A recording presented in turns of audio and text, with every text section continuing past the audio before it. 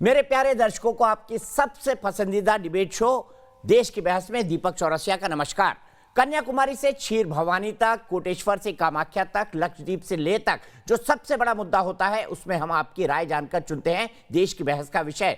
बहस की दशा और दिशा भी आपके माध्यम से तय होती है। साथ ही शो में आप और हमारे एक्सपर्ट पैनल मंच को साझा करते हैं और देश में हो रही सबसे बड़ी हलचल पर बेबाकी से अपनी बात रखते हैं। तो आइए शुरू करें देश की बहस माननीय जनता और मेहमानों के साथ। आज आपने देश की बहस का जो मुद्दा तय किया है वो है किसान आंदोलन के बहाने टेलीकॉम टावर को नुकसान क्यों। इसे 85% लोगों ने वोट देकर देश की बहस का मुद्दा बनाना चाहा है। क्या किसान आंदोलन अभी और लंबा खींचने वाला है?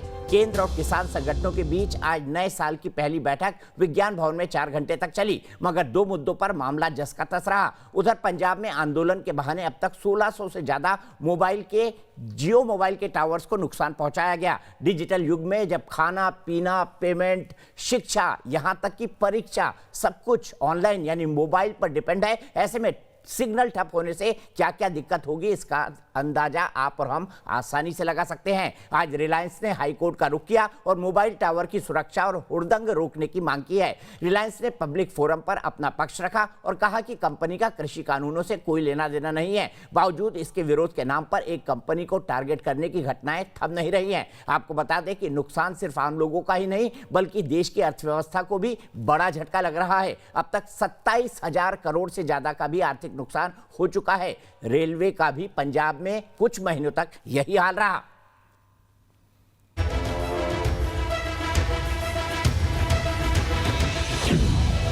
अंदाजा लगाइए, आपके मोबाइल फोन का सिग्नल ही गायब कर दिया जाए तो क्या होगा?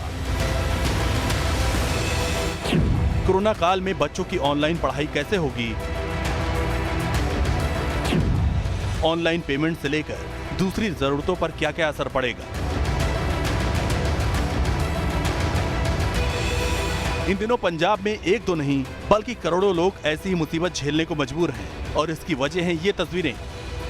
दरअसल कृषि कानून से रिलायंस के कनेक्शन की अफवाह क्या फैली, इसके बाद पंजाब में जियो के मोबाइल टावर निशाने पर आ गए। जालंधर से लेकर मोगा तक 1600 से ज्यादा मोबाइल टावरों को नुकसान पहुंचाया गया। आपको बता दें कि पंजाब में कुल 3.9 करोड़ मोबाइल उपभोक्ता हैं। इसमें जियो के 1.5 करोड़ मोबाइल कस्टमर हैं। टावर पर हमले की घटनाओं से 18% से ज्यादा उपभोक्ताओं को नुकसान झेलना पड़ा है। एटीएम से ट्रांजैक्शन से लेकर ऑनलाइन पेमेंट में दिक्कतों का सामना करना पड़ रहा है। मोबाइल टावर पर बढ़ते हमलों के बीच रिलायंस ने पंजाब और हरियाणा हाई कोर्ट में एक याचिका दायर की है। अपनी याचिका में रिलायंस ने सरकार से कहा है कि वो इस मामले में हस्तक्षेप करे और तोड़फोड़ की इन गैर कानूनी घटनाओं को पूरी तरह रोके। अब देखिए, कृषि कानून पर रिलायंस का नाम घसीटने वालों को कंपनी ने क्या जवाब दिया। हमारे खिलाफ कुछ कंपनियां दुष्प्रचार फैलाने में लगी थी। कृषि कानून से हमारा कोई लेना देना नहीं है। कंपनी ना तो किसानों के खाद्यान्नों की सीधी खरीद करती है और ना ही कॉन्ट्रैक्ट फार्मिंग की। पंजाब में हुड़दंगियों के आगे सूबे के सीएम की अपील भी बेअसर साबित हो रही है, जिसके बाद राज्यपाल वीपी बदनौर एक्शन में आए। उन्होंने मुख्य सचिव और डीजीपी को समन भेजकर जवाब मांगा है, तो राज्यपाल के इस रुख पर सीएम कैप्टन अमरिंदर सिंह बिफर पड़े हैं। इन सब के बीच आम लोगों की मुश्किलें जस की तस बनी हुई हैं। नैटवर्क की बहुत ज़्यादा प्रॉब्लम आ रही है। ਜਿਹੜਾ ਕੰਮ ਸਾਡਾ 5 ਮਿੰਟ ਦਾ ਹੁੰਦਾ ਹੈ ਉਹ 1-1 ਡੇਢ ਘੰਟਾ ਬੱਚਾ ਵੇਟ ਕਰਦਾ ਰਹਿੰਦਾ ਹੈ। ਕਿ ਜੋ ਕਿਸਾਨਾਂ ਦੀ ਪ੍ਰੋਬਲਮਸ ਹੈ ਮੈਂ ਉਹਨਾਂ ਨਾਲ ਸਹਿਮਤ ਹੈ। ਉਹਨਾਂ ਦੀ ਪ੍ਰੋਬਲਮ ਮੇਨ ਤਾਂ ਹੈਗੀ ਹੈ, ਬਟ ਇਸ ਦੇ ਨਾਲ ਸਟੱਡੀ ਤੇ ਵੀ ਬਹੁਤ ਇਫੈਕਟ ਪੈ ਰਿਹਾ ਬੱਚਿਆਂ ਤੇ।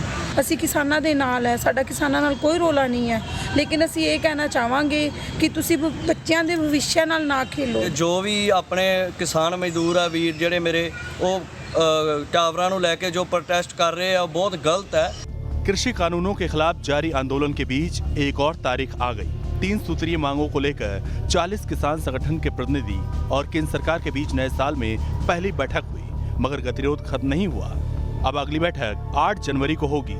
वातावरण में हुई और दोनों तरफ से उत्सुकता है कि जल्दी से जल्दी इसका समाधान निकले। कैसे इसको खत्म करेंगे वो फार्मूला सरकार तय करे, उसको तय करके जाए और बगैर इसके कोई भी बातचीत नहीं होती।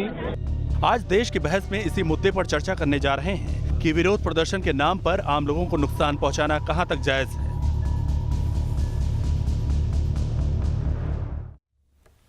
तो देश की बहस में हमारा आज का सवाल इसी से जुड़ा हुआ है। किसान आंदोलन की आड़ में राष्ट्रीय संपत्तियों का नुकसान क्या उचित है?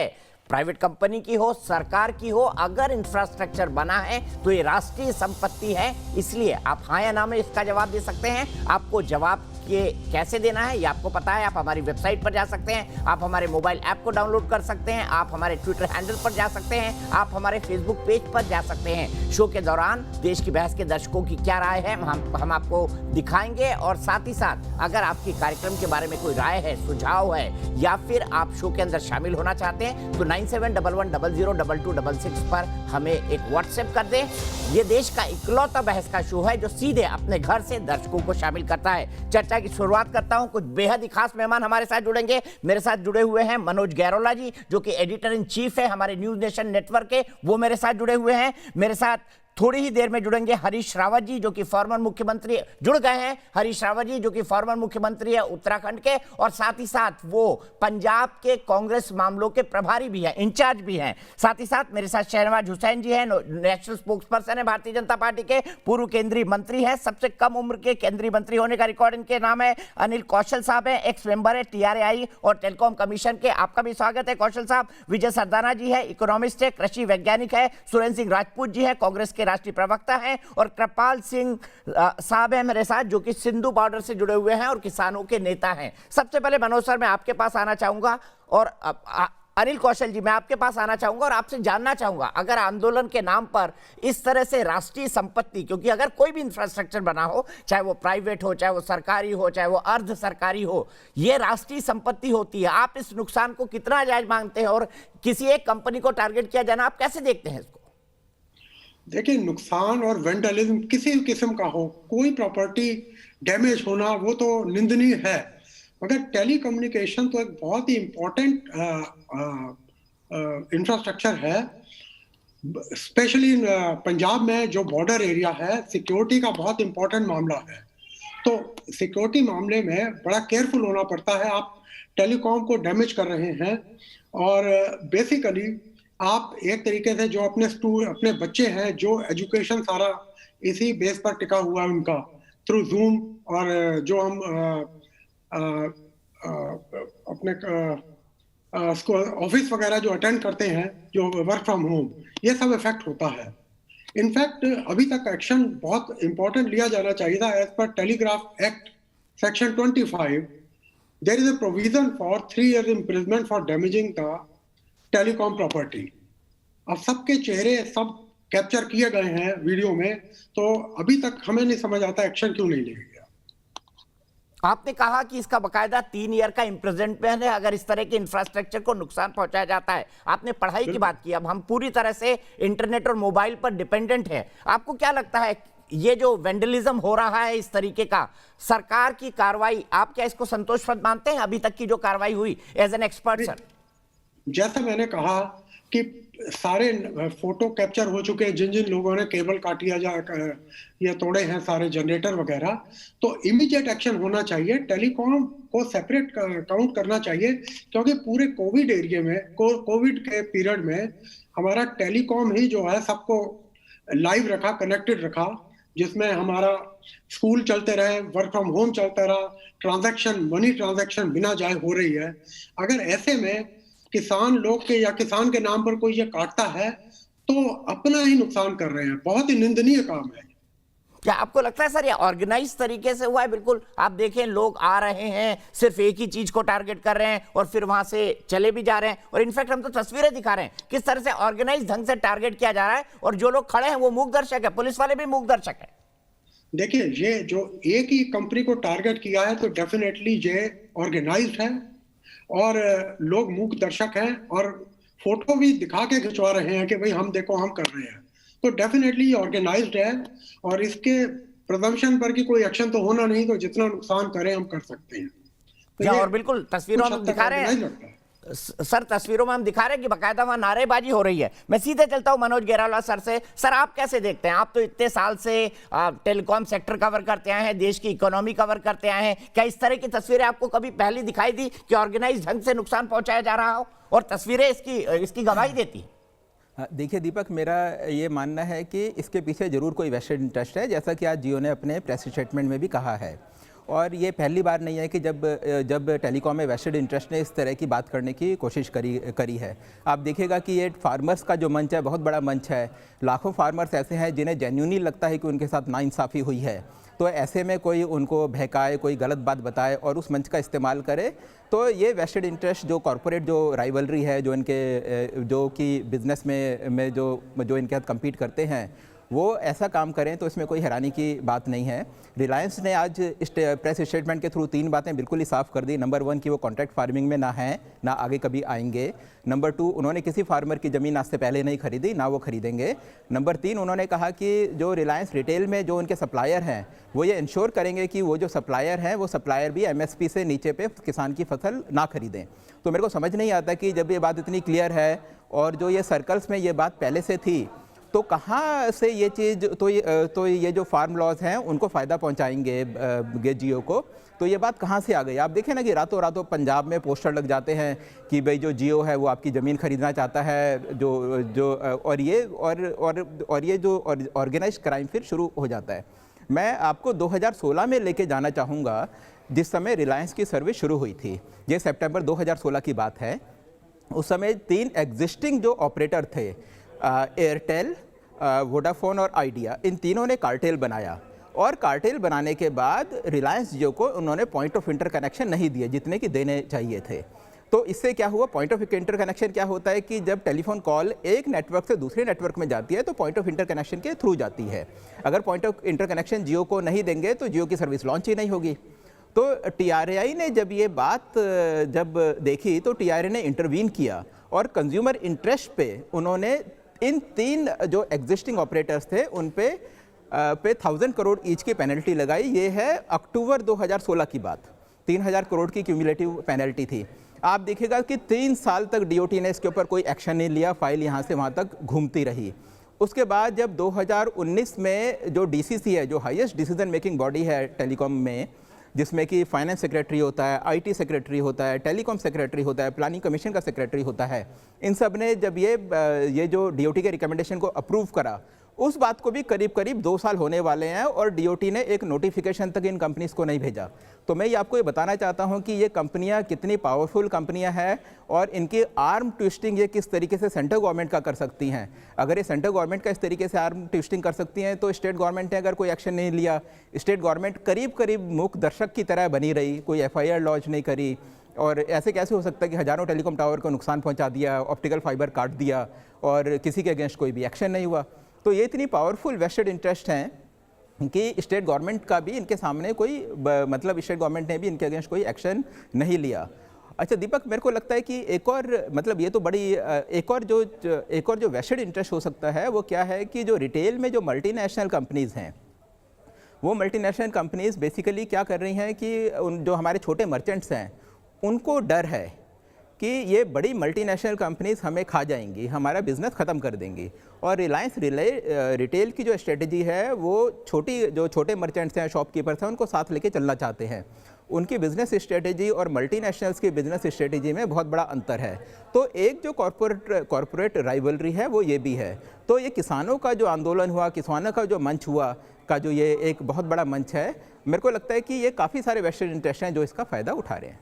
आपने एक्सप्लेन किया, कॉर्पोरेट राइवलरी टेलीकॉम सेक्टर की भी है और ये भी है कि मल्टीनेशनल कंपनी जो इंटर होना चाहती है रिटेल मार्केट में वो क्या क्या कर सकती है। मैं सीधे इस सवाल को सर कृपाल सिंह जी के पास ले जाना चाहता हूं। सिंधु बॉर्डर से जुड़े हुए हैं मेरे साथ कृपाल सिंह जी। कृपाल सिंह जी, क्या आप इस तरह के कदम को उचित मानते हैं? और फिर मैं सीधे हरीश रावत जी से 1-to-1 बातचीत करूंगा। कृपाल सिंह जी। देखो, मैं ये इस तरह के एक्शन ठीक नहीं मानता। मैं जो भी टावर का नुकसान हुआ उसमें जो बच्चों की एजुकेशन का नुकसान हुआ, जो बाकी नुकसान है, उसके लिए मैं सभी बच्चों से, सभी पब्लिक से माफ़ी मांगता हूं। उसको खेद हुआ, लेकिन हमने 30 तारीख को पेपर में दिया था पे ये जो हो रहा उसको रोकने के लिए टावर मत तोड़ें, सभी बच्चे अपनी एजुकेशन को कंटिन्यू करने के लिए अपने नंबर दूसरी कंपनी में पोर्ट करवा लें। हमने सभी अपने यूथ को भी अपील की थी भाई बच्चों की एजुकेशन को ध्यान में रखते हुए ऐसा कम मत कीजिए।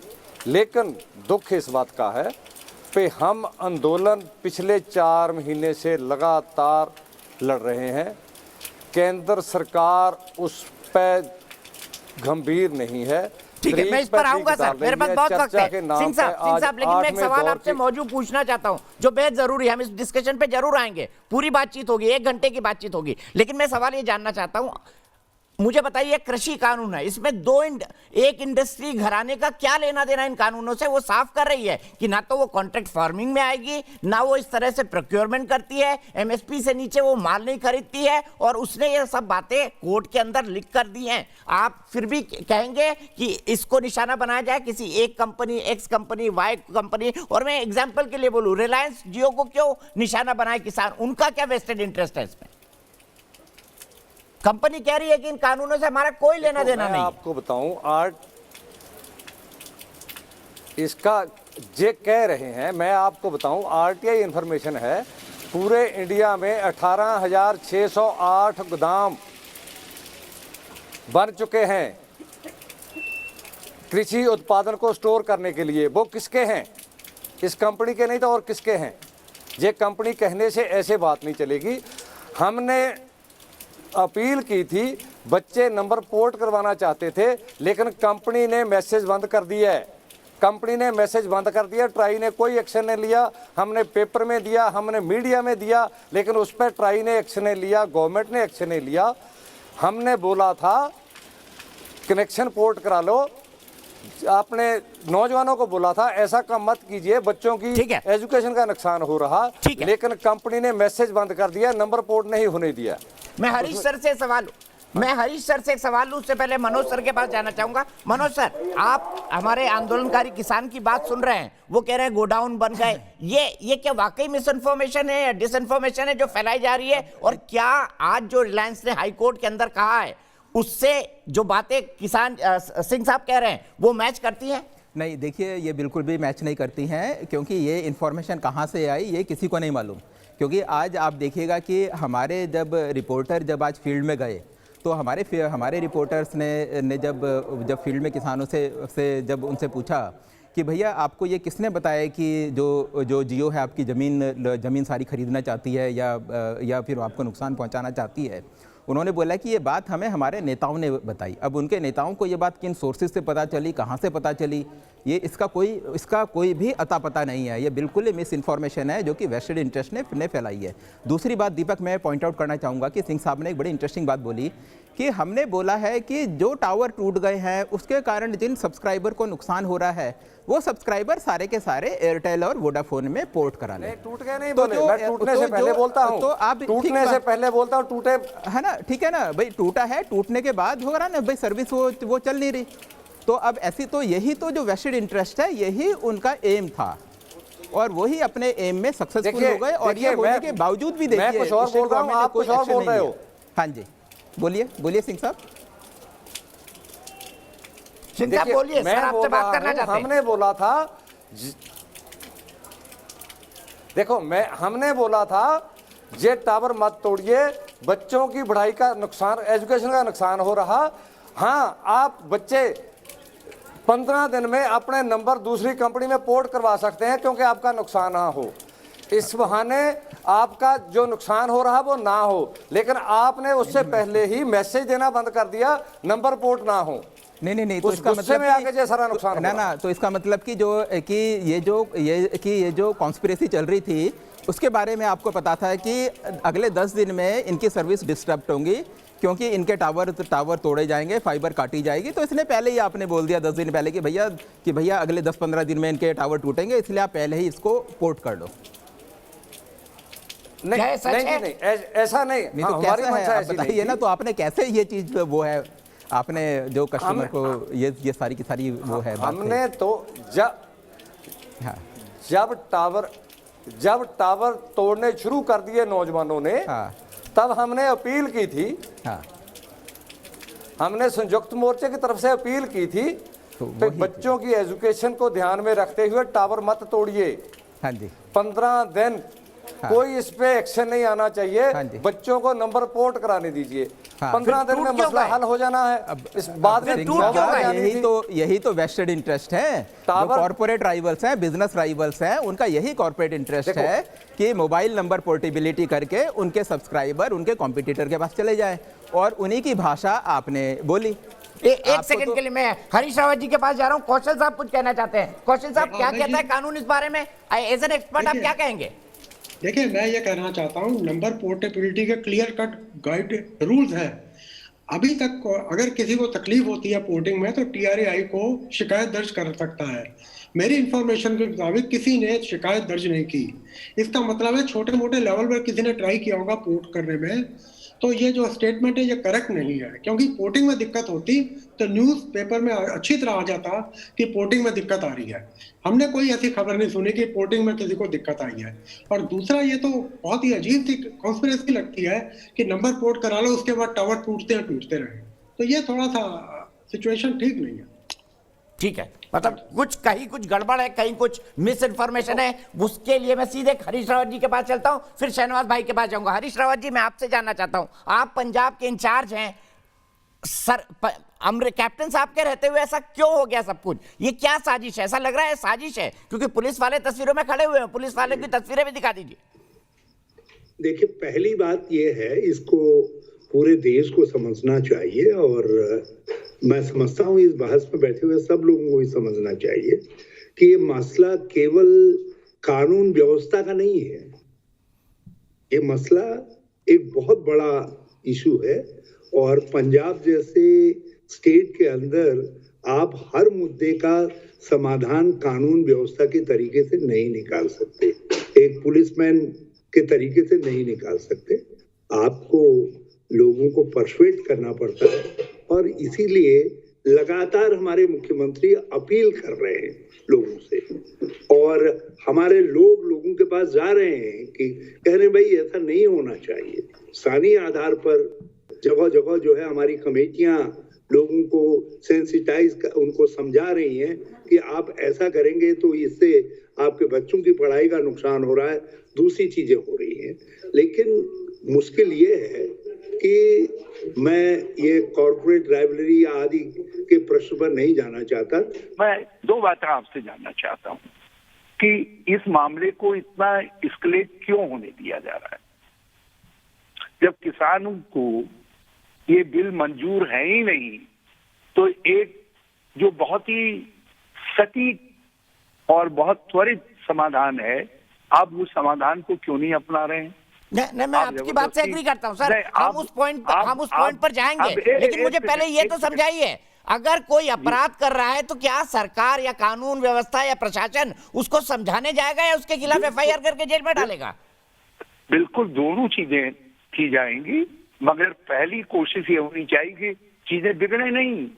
एक संवेदनशील राज्य के अंदर स्थितियां बिगड़ जाए और उसका खामियाजा कल भुगतना पड़े और तो पंजाब में अशांति पैदा हुआ। हमको शांति रखनी है, हमको बहुत संवेदनशीलता से मामले को हल करना है।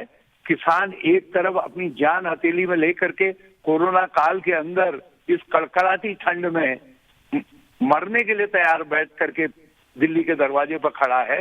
तो हम यहाँ यदि किसान के नाम पर कुछ लोगों ने इस तरीके की बातें की हैं, हम उनके खिलाफ सवाल ये ना, अभी तक माकूल कानूनी कार्रवाई तो दिखाई नहीं देती। हम जेल में डालेंगे, मगर टाइमिंग हमको कार्रवाई करेंगे, मगर हमको अपने तरीके से कार्रवाई करनी पड़ेगी ताकि चीजें एस्केलेट ना हो, बिगड़े नहीं। ठीक है, मैं आपके इसी पॉइंट को शहनवाज भाई के पास ले जाता हूँ। शहनवाज भाई, हल करना है, क्या आप चाहते हैं पंजाब में भी कानून व्यवस्था की स्थिति कड़ी कर दी जाए?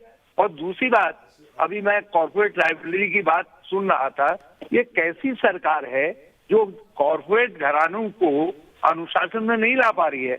मैं समझता हूँ हमारे दोस्त शहनवाज जी इसका उत्तर देंगे और अपनी सरकार तक इस बात को पहुंचाएंगे। यदि इसमें कहीं पर कॉर्पोरेट जायंट्स की जो है टेलीकॉम सेक्टर के वो इसके पीछे है, तो उनको यदि ये सरकार उनको अनुशासित नहीं कर सकती है तो फिर ये इस मास मूवमेंट को कैसे अनुशासित कर पाए? शहनवाज भाई, तो ये- किसान कह रहे हैं कि ये- तोड़फोड़ से हमारा ये- कोई लेना देना नहीं। किसान ये भी कह रहे हैं तोड़ो फोड़ो नहीं, बट अप्रत्यक्ष रूप से समर्थन भी कर रहे हैं, जो आपने सुना पैनल के अंदर। लेकिन पंजाब सरकार के ऊपर यह आरोप लगा है कि उसने कोई कार्रवाई नहीं की, इसीलिए राज्यपाल को, गृह सचिव को बुलाना पड़ा, डीजीपी को बुलाना पड़ा, साथ ही साथ हाई कोर्ट जाना पड़ा कंपनी को। आप क्या देखते हैं, क्या रावत जी के तर्क से आप सहमत है?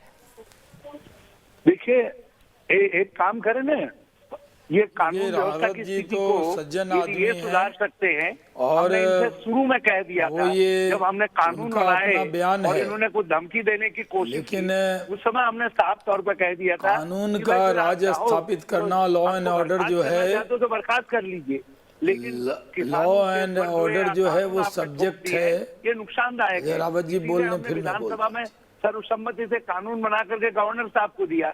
अब इनके राज्य में तो गवर्नर सेंट्रल गवर्नमेंट के मुलाजिम हो गए हैं।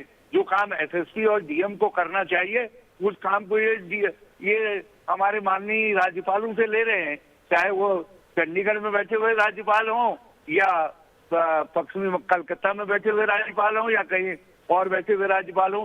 मैं खुद भुक्तभोगी हूँ, मैंने राज्यपालों की ये स्थिति, ये हैसियत अपनी आंखों से देखी है कि किस तरीके से राज्यपाल उठो तो ठीक है, शहनवाज भाई से जवाब ले लेते हैं। शहनवाज भाई, जवाब।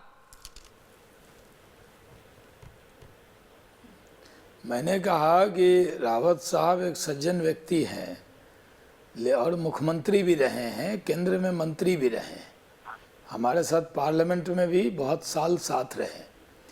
मैं ज़रूर अदब के साथ उनको कहना चाहता हूँ कि देखिए, कानून का राज स्थापित करना, law and order state subject है।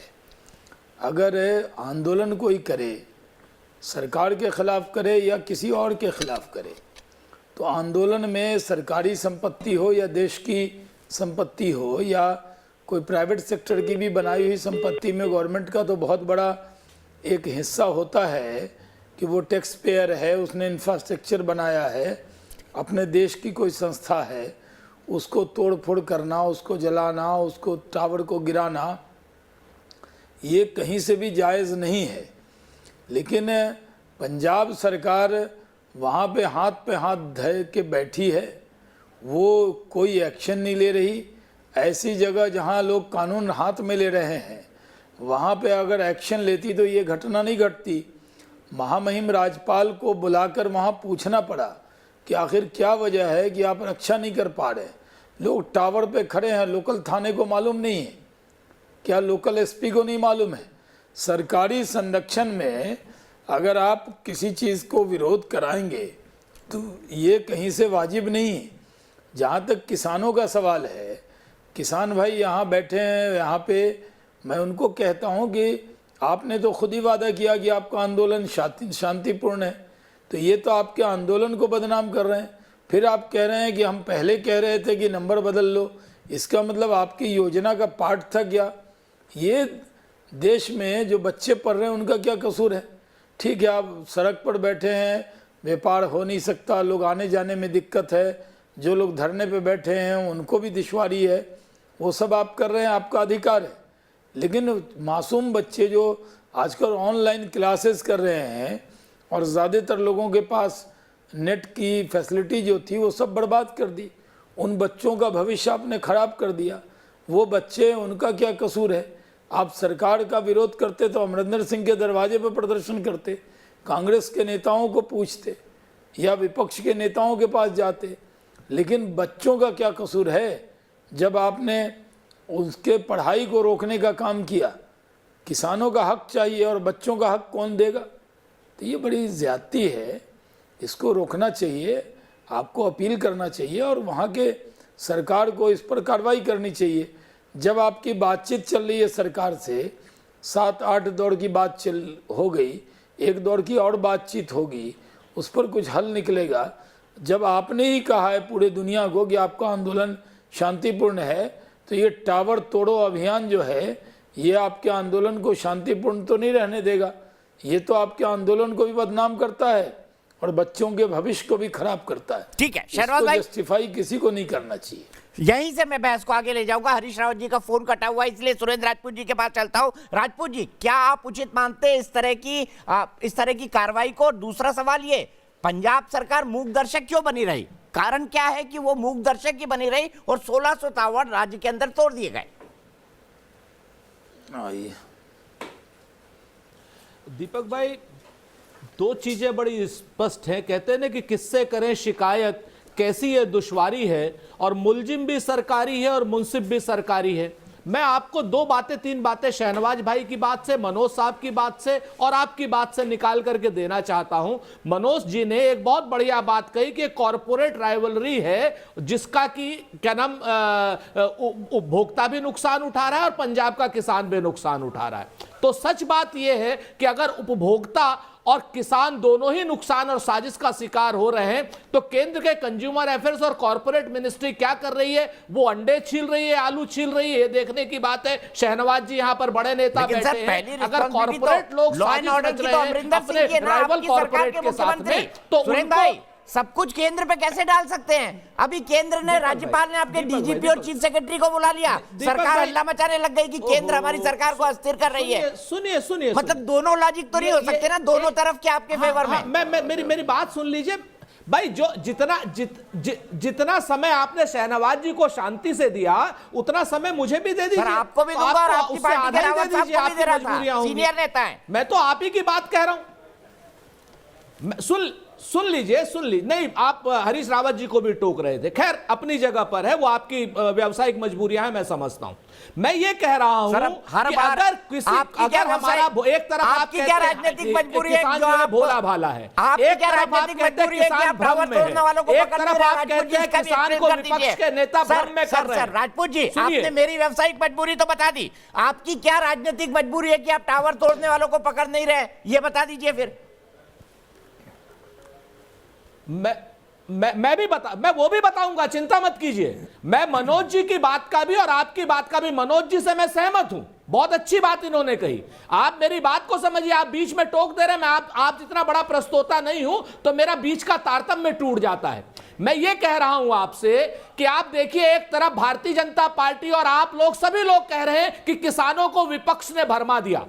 तो क्या किसानों को अगर विपक्ष ने भरमा दिया, ये आप बात मानते हैं, तो क्या ये नहीं मानते हैं कि वहां पर पंजाब के कुछ बच्चों को इन कारपोरेट्स ने भरमा दिया? उनके खिलाफ आप कार्रवाई नहीं करेंगे? आप बच्चों के खिलाफ कार्रवाई करेंगे? उन कारपोरेट को फांसी चढ़ाइए आप, जो रिलायंस के टावर तोड़वा रहे हैं। हिंसा पे हमारा बहुत विरोध है। सीएम अमरिंदर सिंह लगातार वो कर रहे हैं और पिछले 3 दिनों में ये घटनाएं खत्म हो गई हैं। आज आपने कोई कॉर्पोरेट का टावर नहीं तोड़ा हुआ दिखाई दिया होगा, क्योंकि उन्होंने सख्त एक्शन लिए हैं सीएम अमरिंदर सिंह साहब ने।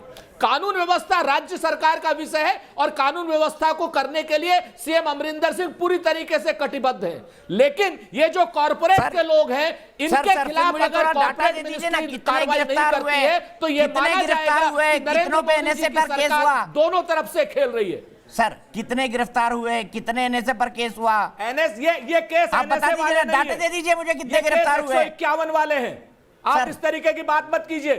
आपको शर्म नहीं आती है? एनएसए लगवाना चाहते हैं आप पंजाब के बच्चों पर? मैं तो आपसे सवाल पूछ रहा हूं। पंजाब के बच्चों पर एनएसए लगवाएंगे? सर, मैं सवाल पूछ रहा हूं आपसे। उन लोगों पर एनएसए नहीं लगवा रहे हैं जो लगातार 8 अपराधियों को मार सर, उम्र दिखा दीजिए भाई, कितनी उम्र के बच्चे हैं? जरा सुरेंद्र सिंह राजपूत को तस्वीरों में दिखा दीजिए। सुरेंद्र सिंह राजपूत जी को तस्वीरों में दिखा दीजिए कितनी उम्र के बच्चे हैं ये।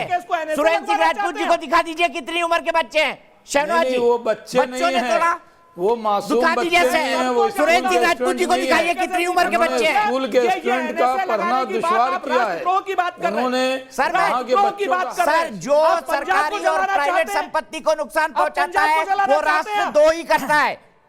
जो राष्ट्रद्रोह ही करता है, जो सरकारी और प्राइवेट संपत्तियों को नुकसान पहुंचाता है, और जो प्रत्यक्ष और अप्रत्यक्ष रूप से उसका समर्थन करते हैं, वो भी राष्ट्रद्रोह करते हैं। सीधे दिखाइए कितनी उम्र के बच्चे, दिखा दीजिए कितनी उम्र के बच्चे। चले देखिए सर, उम्र देखिए, 45 साल के बच्चे हैं ये सब। 45 साल के बच्चे, 45 साल के बच्चे। पंजाब में आग मत लगाइए दीपक चौरसिया जी, मैं आपको अब देखिए मैं आग लगाने लग गया। शहनवाज जी, कोई और नहीं बैठे। देखिए ना, तो मेरे पास पेट्रोल है ना माचिस है। राजपूत जी ने आरोप लगा दिया कि मैंने आग लगा दी। शब्द अपने वापस लीजिए। देखिए माननीय राजपूत जी, जी, आपने NSA अरे कहकर के इतने आग क्यों लगाने की नाराज आप हो रहे हैं कोशिश कर रहे हैं। राजपूत साहब? इन्होंने ये कहा कि जो लोग अरे टावर तोड़ शहनवाज रहे हैं भाई, वो इनको बच्चों का समझाइए भविष्य कि बर्बाद कर पंजाब रहे क्या है, हैं, देश पढ़ने में आपके दुश्वारी पास है, पैदा कर रहे पंजाब हैं। सूबा, और जो टावर सीमांत तोड़ का रहे हैं सूबा वो है, ये कह रहे वो हैं कि बच्चे NSA नहीं है, लगा दीजिए। हुड़दंगी हैं। इन्हें शब्द अगर अपने आप वापस लेने हुड़दंगियों को चाहिए। नहीं रोकोगे तो कल सर, ये आपका घर हुड़दंगियों को तोड़ने आ बच्चे जाएंगे। कह रहे हैं, ये टावर हुड़दंगियों को तोड़ेंगे, बच्चे घर कह रहे हैं। तोड़ेंगे। सुरेंद्र सिंह कल राजपूत भाई जी आपने NSA हुड़दंगियों को लगाएंगे। बच्चा कहा है। अमरिंदर सिंह का घर शहनवाज तोड़ेंगे। भाई, दिखा रहा हूँ, उम्र दिखा रहा हूँ, देखिए बच्चों की उम्र देखिए, बच्चों की उम्र देखिए, शहनवाज जी बच्चों की उम्र देख लीजिए, बच्चों की उम्र आ रही है तस्वीरों में, बच्चों की उम्र। आप भी समर्थन में आ जाइए। इसका मतलब आप दोनों मिलकर के ये बच्चों की पढ़ाई को रोकने वाले बच्चों के दुश्मन हैं। सर ये वो बोल रहे हैं ना, बच्चों ने तोड़ा है ये, अरे भाई, आप बच्चों ने तोड़ा है, बच्चे दिखा रहा हूँ मैं आपको, दिख रही है टीवी पे तस्वीर बच्चों की। पढ़ाई में व्यवधान करने वाले सुरेंद्र राजपूत जी, बच्चों की तस्वीर दिख रही है आपको स्क्रीन पे, बच्चों की तस्वीर। शहनवाज कहीं जी भी मासूम नहीं है, ये बड़े बड़े बच्चे लग रहे हैं क्या आपको? मुझे ये सब युवा दिख कांग्रेस रहा है के दीपक नेता भाई, हैं, लेकिन ये युवा आप जो कांग्रेस के NSA नेता लगवाना जो टावर चाहते तोड़ रहे हैं, हैं, आप देश ये में लोग आग किसान भी लगाना नहीं चाहते हैं। हैं। स्पष्ट आरोप है मेरा। कांग्रेस पार्टी के इशारे पर टावर को आप सुन तोड़ा जा लीजिए, रहा है, सरकार का संरक्षण है। आप आपकी बताइए सरकार है, ठीक है, सीधे मैं रावत जी को जाके आप अगर मुख्यमंत्री आपके हैं, रावत जी कानून का राज स्थापित ठीक है, सीधे रावत जी के पास आपका चलता फर्ज है, हूँ, आपकी सीधे रावत जी के पास जिम्मेदारी चलता हूँ। है। रावत जी आप मुझे बताइए, बच्चों क्या के आपको भविष्य ये मत बच्चे करिए। दिखाई देते हैं? सुरेंद्र सिंह राजपूत जी को शायद दृष्टि भ्रम है, उनको बच्चे दिखाई दे रहे हैं, हुड़दंगी को बच्चे कह के बचाया जा रहा है आपकी पार्टी की तरफ से। देखिए, टावर तोड़ना गलत है, ये बात राज्य के मुख्यमंत्री जी कह चुके हैं और हमने दोनों तरीके जो परसुएसिव मैनर थे वो भी अपनाए। और जब कानून व्यवस्था हमें लगा कि लोग समझ नहीं पा रहे हैं तो कैसे समझाया जा सकता है, वो तरीका भी हमने निकाला। लेकिन इस मामले को केवल कानून व्यवस्था का मामला समझ करके हल नहीं किया जा सकता है। मैं शुरू से आपसे कह रहा हूँ, और पंजाब जैसे इस जटिल मामले को किसानों के, इसको यदि आप टीवी डिबेट में केवल कानून व्यवस्था के प्रश्न पर उलझा करके रखना चाहेंगे और उसमें पार्टियों के रिस्पांस मांगना चाहेंगे, तो सुरेंद्र ने जो उत्तर दिया मैं उससे बिल्कुल सहमत हूँ, क्योंकि उसका परिणाम पंजाब के अंदर कितना घातक हो सकता है। एक वहाँ इलेक्टेड गवर्नमेंट है, उस गवर्नमेंट को अपने तरीके से सिचुएशन को कंट्रोल करने दीजिए। और पूरे पंजाब में लोग पहले रेल की पटरियों पर बैठे हुए थे, हम अपील करके उनको रेल की पटरियों से उठा करके ले गए, लेकिन केंद्र सरकार ने कदम आगे नहीं बढ़ाया, तो फिर वो रेल की पटरियों पर आ गए और उन्होंने जो है रिलायंस आउटलेट और दूसरी चीजों पर जो है धरना देना शुरू किया। और आज जो स्थिति खड़ी हुई है उस स्थिति के लिए केवल केंद्र सरकार दोषी है, उनकी जिद दोषी है। और वो यदि पंजाब के इस मामले को और किसानों के आंदोलन को केवल कानून व्यवस्था का मामला समझ करके डील करना चाहते हैं तो मुझे बहुत तकलीफ है। हाँ, कानून व्यवस्था राज्य का प्रश्न है, मगर राज्य के सामने केंद्र सरकार ऐसी परिस्थितियां पैदा कर दे जिससे पंजाब में विस्फोटक स्थिति पैदा हो जाए, सीमांत राज्य के अंदर विस्फोटक स्थिति पैदा हो जाए, उसको भी देश को और आप जैसे प्रबुद्ध जो है, आप तो एक इंस्टीट्यूशन है दीपक जी अपने आप में, आपको कम से कम इस बात को कहना चाहिए कि केंद्र सरकार पंजाब के सरकार के सामने ऐसे हालात पैदा न करे जिससे पंजाब के अंदर कानून व्यवस्था की स्थिति बिगड़ जाए और उसका खामियाजा देश को उठाना पड़े। और फिर इस केंद्र सरकार को क्या कहेंगे शहनवाज जी, आपने कृषि भी तो राज्य का विषय था, जो चीज आपको सूट करती है वो फिर किसी का विषय नहीं रहता है, उसमें आप मनमानी कर सकते हैं। आपने केंद्र के कार्य क्षेत्र में कृषि के जैसे विषय पर आपने क्यों कानून बनाया? आप राज्यों से बात करते, राज्यों से कानून बनवाते, ये आपकी भूल है। आज आपकी भूल का खामियाजा पंजाब भी भुगत रहा है, किसान भी भुगत रहा है, देश भी भुगत रहा है, अर्थव्यवस्था भी भुगत रही है और आप देश का माहौल बिगाड़ना चाहते हैं। इसलिए दीपक जी, आप जैसे प्रबुद्ध एंकर से हमारी सबकी मेरी कम से कम ये अपेक्षा है कि आप जो है केंद्र सरकार को जहां उनकी गलतियां हैं उनको आप सुधारेंगे और उनको डांटेंगे। और इसलिए सुरेंद्र जी ने जो बात कही और उन्होंने वही कहा जो चीज दिखाई दे रही है, जो केंद्र सरकार का इरादा है, उन्होंने उस इरादे को जो है now the cat out of bag. केंद्र सरकार का इरादा है कि केंद्र वहां NSA लगा दिया जाए, वहां हालत खराब कर दी जाए पंजाब के अंदर, ताकि किसान भर से राज्य सरकार हो जाए। तो हम चीजों को हल करेंगे अपने तरीके से। ठीक है, बहुत बहुत शुक्रिया हरीश रावत जी, आप हमसे जुड़े, आपने 1 to 1 हमसे बातचीत की। शहनवाज भाई चले गए हैं, लेकिन आप ही का सवाल मैं संजू वर्मा जी के पास सीधे लेकर जाऊंगा।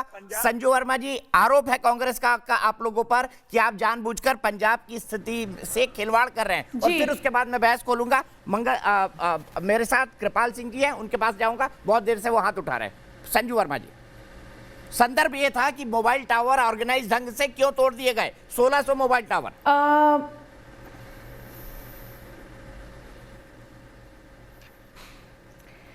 दीपक जी, एक कहावत है, उल्टा चोर कोतवाल को डांटे, चोरी ऊपर से सीना जोरी। और कांग्रेस का तो रवैया ये ही रहा है कि पहले तो किसान आंदोलन का बहाना करके इन्होंने पंजाब की जो न्याय व्यवस्था है, कानूनी व्यवस्था है, उसको पूरी तरह से भंग कर दिया है।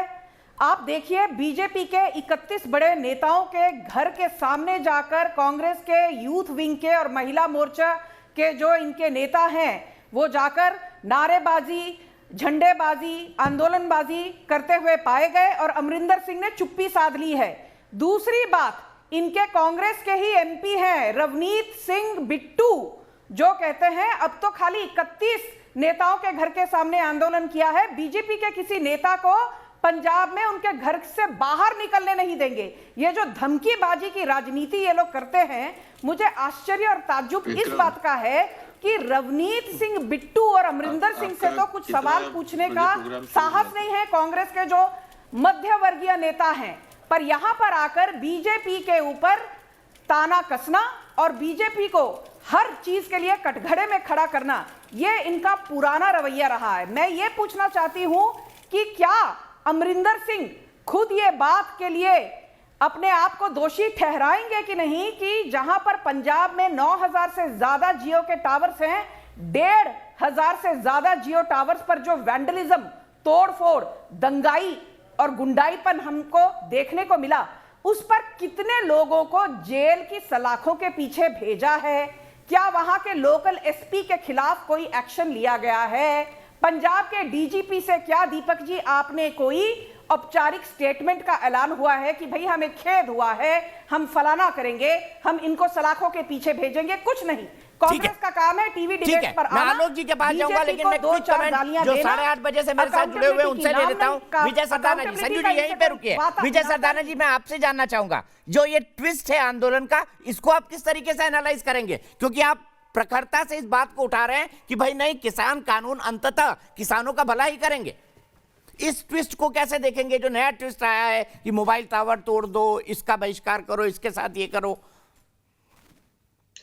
देखिए, ऐसा है कि अगर आप प्रदर्शन क्षेत्र पे गए हो तो मैं आपको बहुत क्लियरली बता देता हूं, वहां पोस्टर, लीफलेट बट रहे हैं जिन पे साफ साफ ये लिखा है लेफ्ट पार्टीज की तरफ से कि हमें कानून, ये मैं आपके सामने दिखा रहा हूं, मेरे को पत्रकारों ने वहां से भेजा है। क्या लिखा है इस पे मैं आपको पढ़ देता हूं।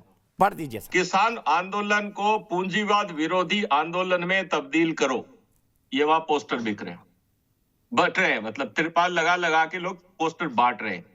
मुझे ये बात बताइए कि यह हमारे किसान नेताओं को ये दिख नहीं रहा है? जब एक पत्रकार को वहां ये पोस्टर दिख रहे हैं, बैनर दिख रहे हैं, इस तरह के लीफलेट बढ़ते हुए दिख रहे हैं, हमारे किसान नेता ये इजाजत क्यों? इसका मतलब या तो इनका समर्थन है या ये जानबूझ के आंखें बंद किए बैठे हैं। कुछ तो कारण है। जब आपको और मेरे को ये दिख सकता है, पत्रकारों को दिख सकते हैं इस तरह के लीफलेट, किसान नेताओं को क्यों नहीं दिख रहे? क्या एक्शन लिया इन्होंने? क्या इन्होंने इन लोगों के खिलाफ FIR करी कि ये देश में अराजकता फैलाने की कोशिश कर रहे हैं और हमारे मंच का इस्तेमाल कर रहे हैं? किसान नेताओं ने क्यों FIR नहीं लॉन्च करी? मेरे को ये बताइए। अगर इनके घर पे आप ही का सीधा सवाल, विजय जी आप बने रहिए स्क्रीन पर, मैं सीधे कृपाल सिंह जी के पास जाता हूं। जवाब दीजिए सर सरदाना जी की बात का। देखो चौरसिया साहब, पहले तो मैं आपको ये विनती करता हूँ कि मैंने जो पहले आपको उत्तर दिया, मैंने ध्यान में आया था हमारे 22 दिसंबर को टावर तोड़ने शुरू हुए थे। ये कोई मैनेज या ऑर्गेनाइज नहीं थे, हमने उसको रोकने की नीयत से अखबार में दिया था। एफआईआर क्यों नहीं करी जिन्होंने आपके मंच का दुरुपयोग किया? आपके आंदोलन का जिन्होंने दुरुपयोग किया उसके खिलाफ आप लोगों ने एफआईआर क्यों नहीं करी? मैं आपके सवाल का भी उत्तर देता हूं, आपके सवाल का उत्तर देता हूं। पहले मुझे अपनी बात करने दीजिए। मैं आपको डिस्टर्ब नहीं किया, मेरे को डिस्टर्ब मत कीजिए। देखो मैं कह रहा हूं, हमने उसको तोड़ने से बचाने के लिए बच्चों की एजुकेशन के ध्यान में रखते हुए हमने अपील की थी, भाई सभी लोग जो बच्चों की पढ़ाई है उसको आप 15 दिन में दूसरी कंपनी में पोर्ट करवा लीजिए। उसका मतलब था आपने उल्टा दिखाया, फिर 15 दिन के बाद उसको तोड़ेंगे। सीधे चलता हूँ दीपक भाई, सीधे चलता हूँ मान साहब के पास। मान साहब जुड़े हुए हैं और फिर आलोक भाई, फिर मुझे ब्रेक भी लेना है। मान साहब और आलोक भाई, आलोक भाई 1 मिनट रुक जाइए। मान साहब बताइए, आप कृपाल सिंह जी के तर्क से सहमत हैं? ये दिखा रहे हैं विजय सरदाना जी की पूंजीवाद विरोधी आंदोलन में बदलिए इसको। ना मान साहब क्यों टूटे टावर, मुझे 40 सेकंड में समझाइए, मुझे आलोक जी के पास जाना है। नहीं, ये राज्य सरकार द्वारा प्रायोजित वैंडलिज्म है। और वैसे बता दूं आपको, ये जियो के टावर सिग्नल के माध्यम से जरूर है, पर जो स्वामित्व है, जो ओनरशिप है, वो ब्रुकफील्ड करके कैनेडियन कंपनी है उसकी है। ना सिर्फ पंजाब में, पूरे भारत में जितने जियो के टावर्स हैं वो 25,215 करोड़ में जियो बेच चुकी है उनको। अब तो वो केवल किराया भर रही है, ये समझिए। दूसरी बात मैं बताऊं आपको, अभी थोड़ी देर पहले हरीश रावत जी कह रहे थे कि हम अपने हिसाब से अपने समय पर कार्रवाई करेंगे, और राजपूत जी कह रहे थे कि हमने कार्रवाई कर दी है। इन दोनों की स्टेटमेंट्स के अंदर इतना विरोधाभास है, मुझे समझ में नहीं आता बात कैसी कर रहे हैं। अब इन्होंने रावत जी ने एक बात और कही कि कृषि जो है वो प्रदेश का वो स्टेट सब्जेक्ट है, यानी कि वो प्रदेश का विषय है। तो आप सुप्रीम कोर्ट जाइए, 5 मिनट में पहली हियरिंग के ऊपर, अगर ये अनकॉन्स्टिट्यूशनल है बिल, पहली हियरिंग में खत्म हो जाएगा। काहे 40 दिन से सड़क पे बैठे हो भाई? और ये जो आप ज्ञान बांट रहे हैं यहाँ पे, चाहे वो हरीश रावत जी के माध्यम से हो, चाहे कांग्रेस पार्टी का कोई और प्रवक्ता हो, आप इस बात को समझ लें। मैं आपको एक बात और स्पष्टता से बताता हूं, आप समझिए। दीपक भाई जो पंजाब के मुख्यमंत्री हैं, वो अपने ऑफिशियल निवास में नहीं रह रहे पिछले 6 महीने से, क्योंकि law and order state subject है, चंडीगढ़ यूनियन टेरिटरी। ऐसा क्या कर रहे हैं वो सिसवा फार्म में? क्यों वो अपने निजी फार्म में रह रहे हैं जबकि उनके पास सरकारी आवास है? ऐसी क्या मजबूरियां उनकी, उनको वहां बैठना पड़ रहा है? और तीसरी और अंतिम बात, अक्टूबर 5, 2020 को इसकी आधारशिला रखी गई थी। उससे पहले ना कहीं पे वैंडलिज्म था, ना वहां पे कहीं किसी प्रकार की अराजकता थी, और ना ही कहीं पे दिल्ली के बॉर्डर को घेराबंदी करी गई थी। ये माननीय राहुल गांधी जी वहां से उन्होंने एक रैली निकाली, उन्होंने मोबिलाइज किया, और ये टॉप से, यानी कि सबसे ऊपर से इनको निर्देश है कि आप ये सब मोबिलाइज कीजिए। क्योंकि बेसिकली क्या है कि इन कानूनों की मांग निरंतर आ रही थी, निरंतर इन कानूनों की मांग आ रही थी। आलोक शर्मा जी के पास चलता हूं। आलोक शर्मा जी, चाहे कांग्रेस पार्टी का मैनिफेस्टो था, से ऑर्गेनाइज हो रहा है, ट्रैक्टर रैली के बाद ये इंस्ट्रक्शंस मिले हैं किस तरह की हरकतें की जाए। संजू जी, आलोक जी पहले, उसके बाद मैं आपके पास आऊंगा। आलोक जी। देखिए, मुझे लगता है सिंह साहब ने जो भी प्रवचन दिया, ये पिछले शो में भी बैठे हुए थे, और ये एसी स्टूडियो में बैठ के जो बातें करते हैं, ये पिछली बार कह रहे थे कि कांग्रेस पैसा दे रही है। और मैं बताता हूं, ये तो स्वयं किसानों के जो आंदोलन है उसको कमजोर करते हैं। किस तरह के किसान नेता हैं ये? पूछो ना। अरे भाई दीपक भाई, गलत बात है ये कुछ फिर मैं आपके पास आऊंगा, पूरा मौका दूंगा। मान साहब हरकिरत से पूछो, हरकिरत ने क्यों कहा? हरकिरत ने क्यों कहा? क्यों कहा हरकिरत ने हमारे को पैसा मिल रहा है? क्यों कहा हरकिरत ने? आपका विधायक पूछो उसको, गुरकीरत को पूछो। देखिए मुझे लगता है, अरे भाई मुझे लगता है कि अगर सच ही नहीं लग रहा आपको, बाकी सब कुछ लग रहा है मेरे भाई। किसी ये राजनीतिक दल का कोई ये, यार आप ही बोल लो यार, आप लोग बीजेपी का पक्ष रखने पहुंच जाते हो। छांट रखे हैं मीडिया वालों ने कि बीजेपी के पक्ष के लिए इन सरदारों को बैठाना है, इन किसानों को बैठाना है, बैठाए रखिए आप। मैं चुप हो जाता हूँ। मान साहब बोलने दीजिए। आप रोज कांग्रेस को गालियां देने के अलावा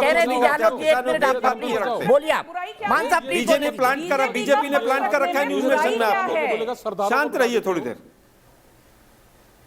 अच्छा, मुझे लगता है कि जब नक्सली कहा गया, खालिस्तानी कहा गया, टुकड़े टुकड़े गैंग कहा गया, नाम लेके कैसे बोल रहे हो? और सांसद, मैं तो कह रहा हूं ना, बिल्कुल आप बीजेपी के प्लांट किए हुए आदमी हैं।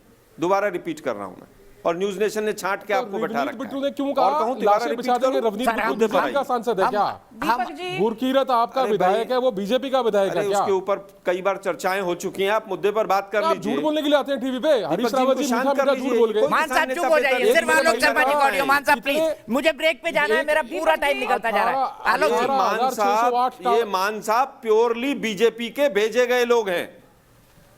आप उत्तर सुनिए मेरा, मैं बात कर रहा हूं, मेरे से सवाल पूछा, सवाल का उत्तर मोहर लगाओ, सर्टिफिकेट आपसे लूंगा मैं।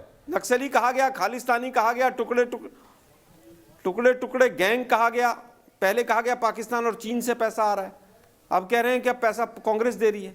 अरे भाई पहले तय तो कर लो, बीजेपी वालों, सरकार आपकी है, पहले तय कर लो पैसा कहां से आ रहा है। चीन और पाकिस्तान से आने वाला रुक गया क्या? अब ये सरकार है या ड्रामा कंपनी?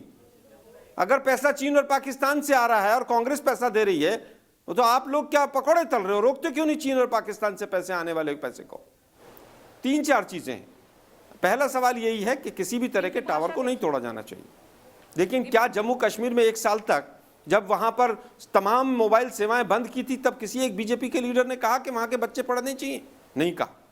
जब हरियाणा के अंदर जाट आंदोलन शुरू हुआ, उस समय पर 9 महीने तक यहां पर सब बंद रहा, किसी एक बीजेपी के लीडर ने कहा कि यहां पर मोबाइल टावर चालू होने चाहिए? पंजाब में जो हो रहा है उसके बीच में जमीन आसमान का फर्क है। दूसरी चीज, 2.5 महीने तक जब रेल की पटरियां बंद रही, किसी एक बीजेपी के लीडर ने कहा कि रेलें चलनी चाहिए?